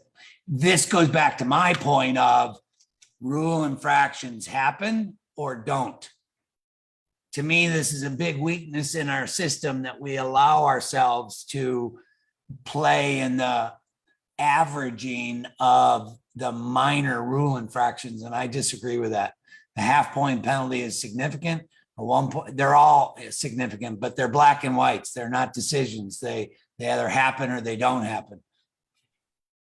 And let me just bring some clarity for, because I know we've got some new Reiners in the chat watching in our current system.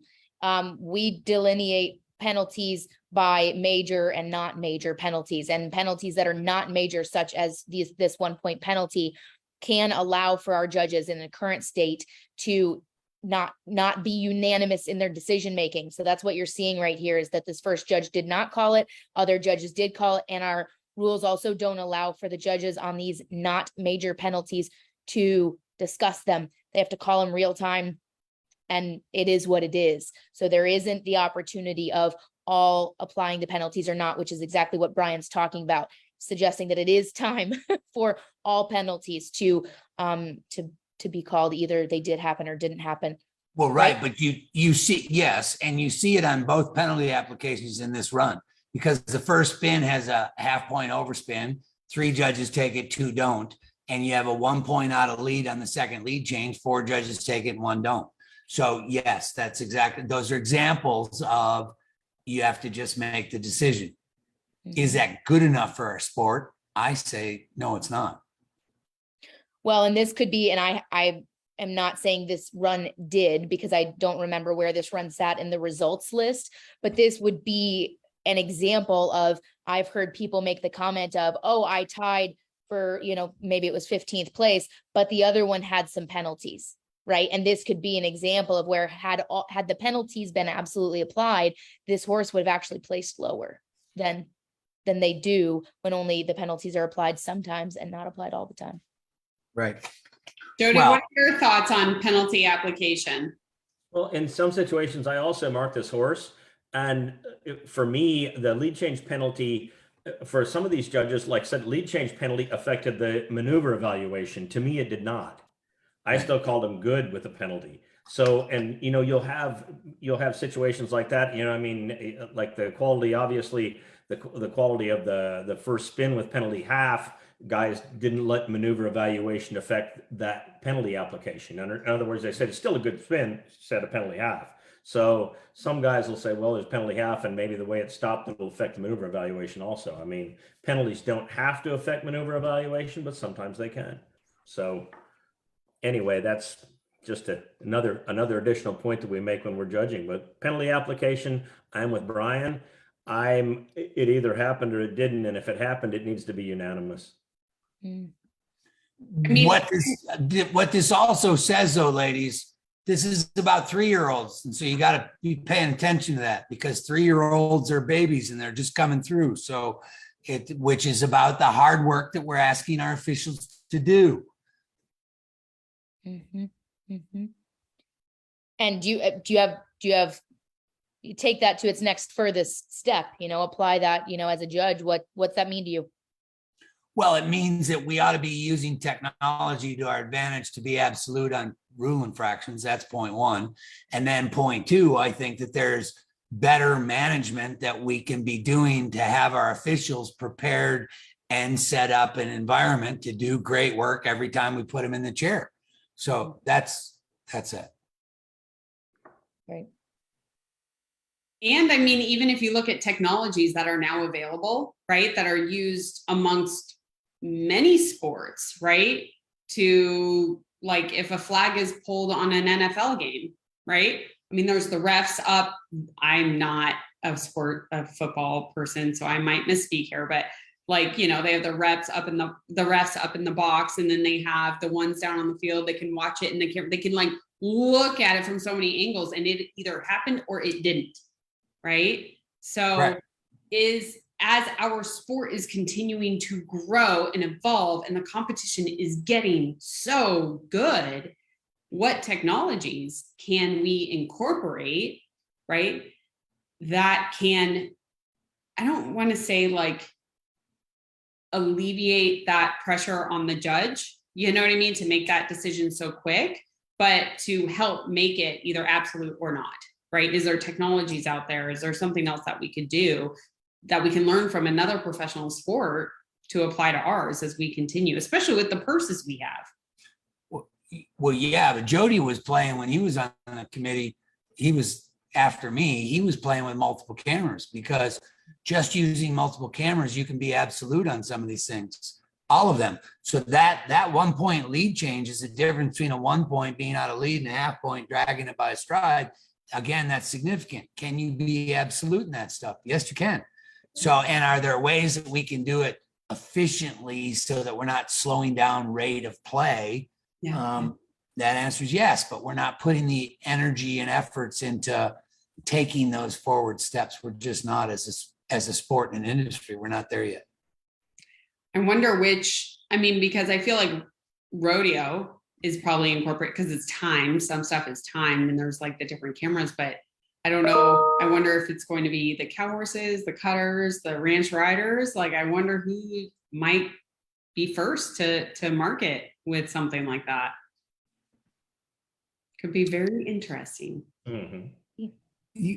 It will. Mm-hmm, mm-hmm. All right. Well, Chelsea, I think that was our last one, correct? Yep, last horse that, of the anomalies to discuss. Yep. Okay.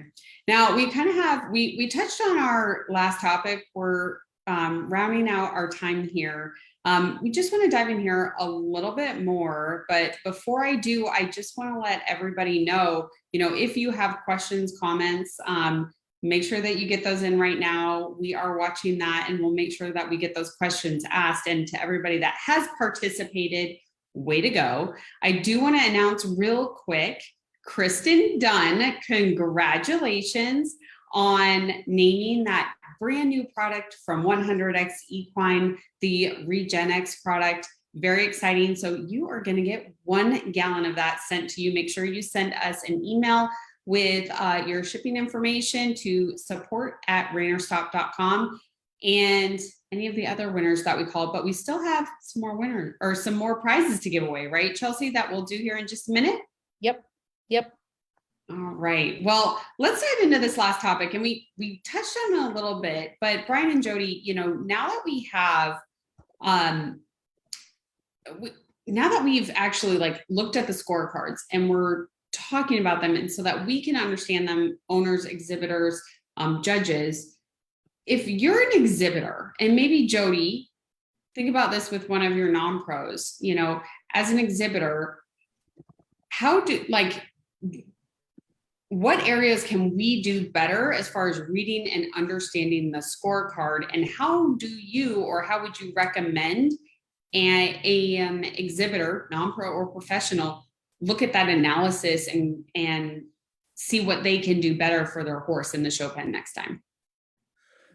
Oh, the first thing that and I realize that there's cost involved, and depending on how involved you are in the sport from a non-pro standpoint, if you're a green rider, whatever, but one of the best things that you can do is to attend a judge's applicant seminar, so that actually, first of all, what they're teaching judges to look at. Okay. And a lot of times that gives people you girls have heard us, enough, and you've listened to our assessments, and it's kind of like a mini judges school that we do all the time. But for that non-pro rider that is not aware of what's going on, the best thing to do is educate yourself.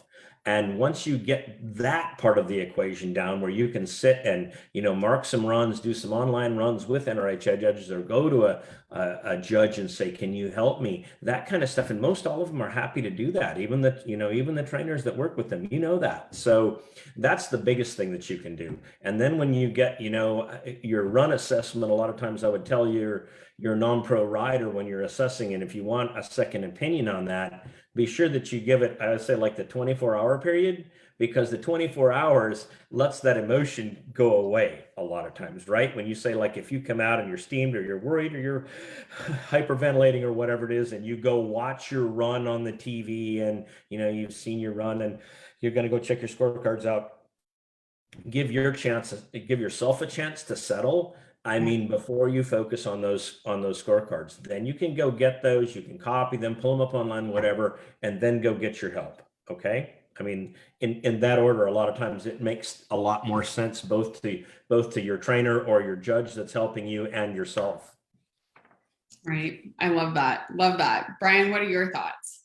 How would you help somebody? I think Jody just said it better than I can in that one. So my point is the data points, because the more scores you can look at, the more information that the sum is telling you. And we've talked about it in those examples, because when they're all saying the same thing, there's no new news there. When they are saying it's a little bit different, now you've got something to work with, because that's where you can move and change. Mm-hmm. Mm-hmm. It's I'm just gonna put a little plug in here just because, and because I can, is this showtime. Chelsea and I came together over a year ago now, and this came out of it with this showtime, and listening and sitting with your judges, right? just listening sometimes is so impactful, you know, and you just become immersed in it, right? And both of these gentlemen, and I know other judges as well, are more than willing to answer your questions. I mean, don't come bombard them right after your class, like, right? Like, give it time, like Jody recommended, but just learning, tuning into Showtime. I mean, Chelsea and we always have things up our sleeve on what could potentially be coming, like what we did tonight, but even more. And I'll tell you, it's very interesting when you have conversations with people. Like, I heard comments after the Run for a Million, and like, you know, kind of like these little like, oh, well, they use the whole scale there, you know? And I'm like, well, which horse? Like, I'd be like, and then I'd walk through it with them, like I was sitting with you two. And it was so interesting because it was very matter of fact. A horse left the center with like a 3. I don't know what to tell you. Like, how, of course they're using the scale because the horse is presenting a way that they can, you know? And that's what I think is just so powerful, is that education point. And that's what we really hope to do here on ReinerStop. So I think get involved in judging. I saw someone in the comments talk about scribing. I think you could learn a ton with scribing. Chelsea, you have experience with that. Just don't ask questions or interrupt them in the middle of a run. Brian got me on that one, so don't do that. Just like, quiet. I'd fire you. I'd fire you for asking these questions. Yeah, sorry. Okay. Yeah.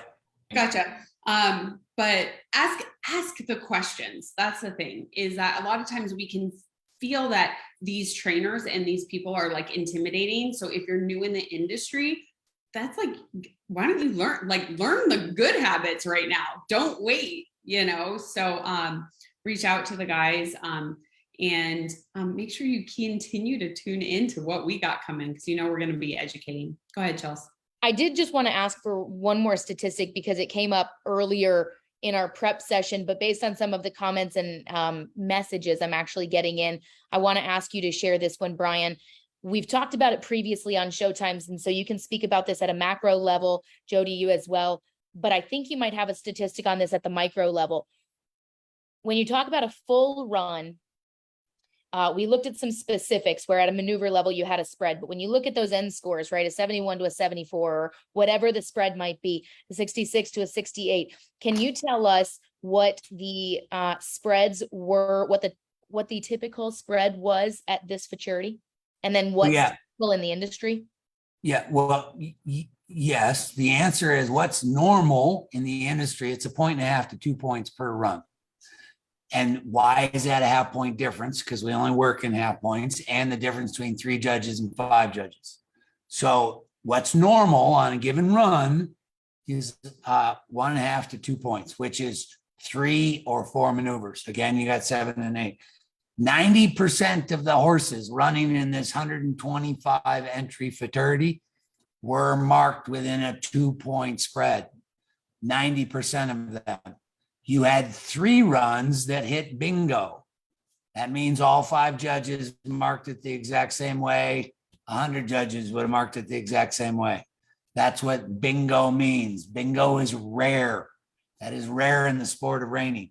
And the maximum spread in 125 runs was 3 points. Happened to be that first horse. We saw it and we looked at his scorecard. Largely precipitated by 2 minor penalties, though. So again, not across. It just tells you that there's hard work. It's not clear cut. So that's the stat. It's normal. 2 points is normal, and that's where it was. 90% of these runs were within a 2-point differential. He only had 3 runs that nobody had to think about. 3 out of 125.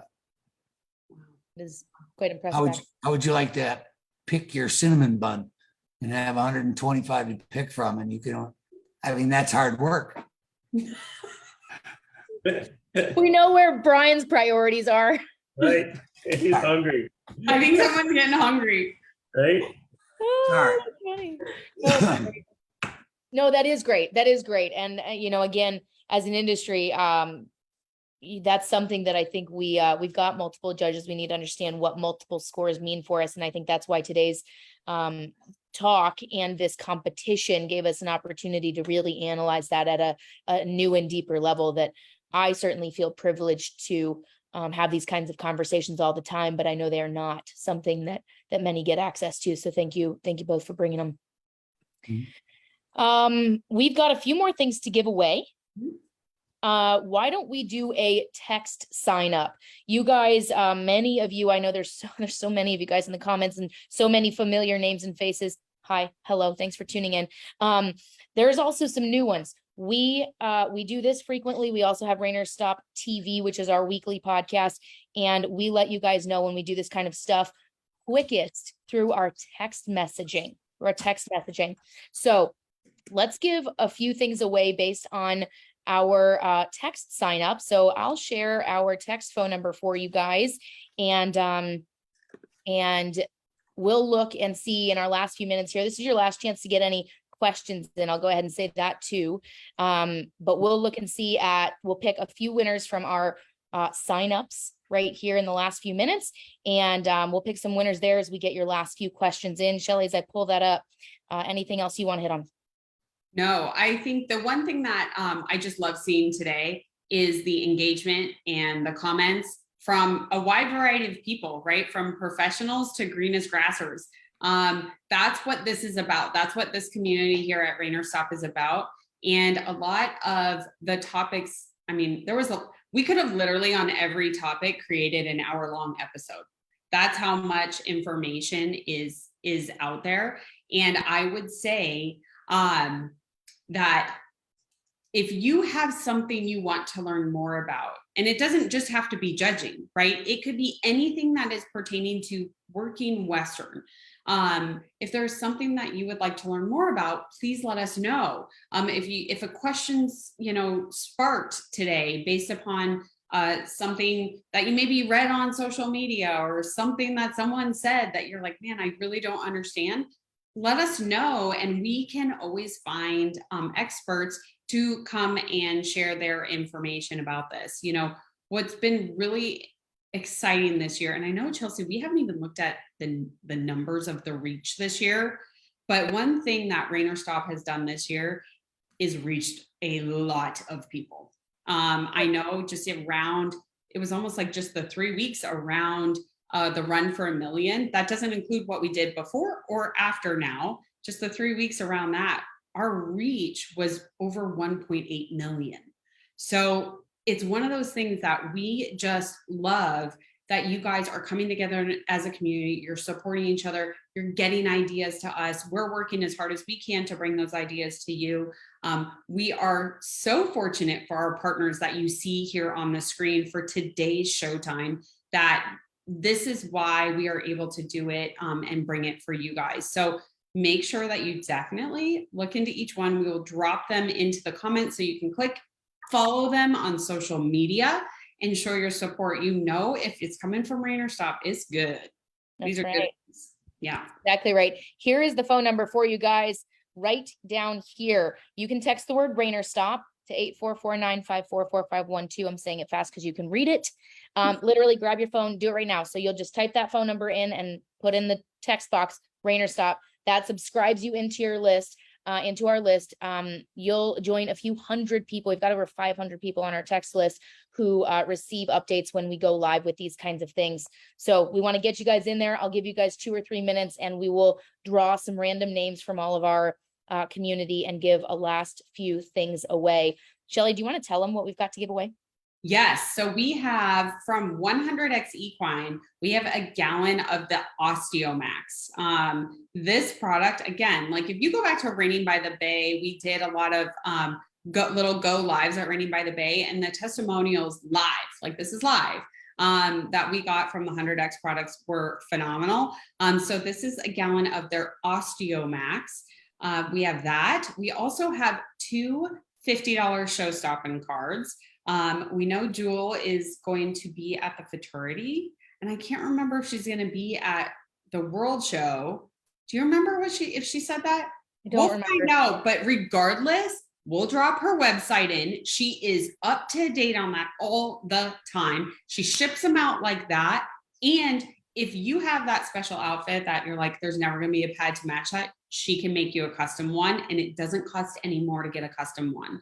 So we have two $50 gift cards for Show Stoppin too. All right, so get your text message in, join right now. Trust us, we don't pepper you with information. It's literally when we go live, so you can click the link and just come. You don't have to remember, we help you. Another thing that we do on a monthly basis is we have our bulletin. Now the bulletin comes out on the 25th every month, and just like it is named a bulletin, we give you bullet points on everything that is going on with attached links to it. So you can pick what you want to read, pass by what you don't, but it is all the relevant, fast, timely information to keep you up to date as to what's going on here in the industry. That you can sign up for at ReinerStop.com, absolutely free for you guys. All right, so I'm gonna draw two numbers, right? yep, well, three. We've got two Show Stoppin and one Osteomax gallon. Okay, perfect. While I pick those, do you want to take a peek, or do you want me to take a peek? Any last questions? I have seen some comments come in about topic suggestions. So we see you. We're going to write those down. We're going to get those in queue. Any last questions for the gents? And then we'll wrap this up. I am looking at this, and just like your guys' comment, thank you so much for supporting us, right? Love the emails. They are perfect. Thank you, Liz. Love these Facebook Lives, learning so much. That's what this is all about. Thank you, Jody and Brian, for all your expertise and sharing your knowledge with us. I want to know how you determine what bit you need to use on your horse and what most bits are used for. Teresa, that is an amazing question. And I actually really love that question. There's an episode that we had with Bob Avila. If you go over to ReinerStop.com and look at our library for RSTVs, there is a wonderful episode, a two-part episode actually, with Bob Avila, where he talks about different bits based upon different levels and what your horse needs. I would start there. And then if you still have some questions, reach out, and potentially we could get another bit episode going for you. I'm just going, the score is a great learning tool to work and better yourself and horse. Fantastic. Thank you for that. Kelly, thank you for all the time and energy you put into all of us. We appreciate that. I just really love all of these questions and comments, and thank you guys for tuning in. Now, Chelsea, do you have those winners? I do, and because they're by phone number, of course, I'm not going to give your phone number out live. Don't worry, friends, but I'll read them by the last four digits. And so if you are this phone number, send us an email, support@ReinerStop, and let us know that you are a winner. So Shelly, I'll just give you the numbers. You can tell us what they're going to win. So number ending in 3220. 320. You are winning a $50 Show Stoppin gift card. Beautiful. Congrats. Next is 4041. 4041. You got another $50 gift card to Show Stoppin. And then we have 3610. How about a gallon of Osteomax from 100X Equine? Congratulations to all of you. Please, please, please make sure that you send an email over to support@ReinerStop.com and or send us a DM, right? The faster you do this, we will need to confirm and cross-reference everyone that won today, but it's your responsibility to reach out to us. You won the prize, okay? So we want to ask that. We had so many prizes this year and so many winners. We want to make sure that we get you your prize that you won, and congratulations. Now, I don't see any last minute questions, and before we hop off, I just want to real quick acknowledge both of these gentlemen below. Please, in the comments, tell us how much you appreciate the knowledge that they shared with us today.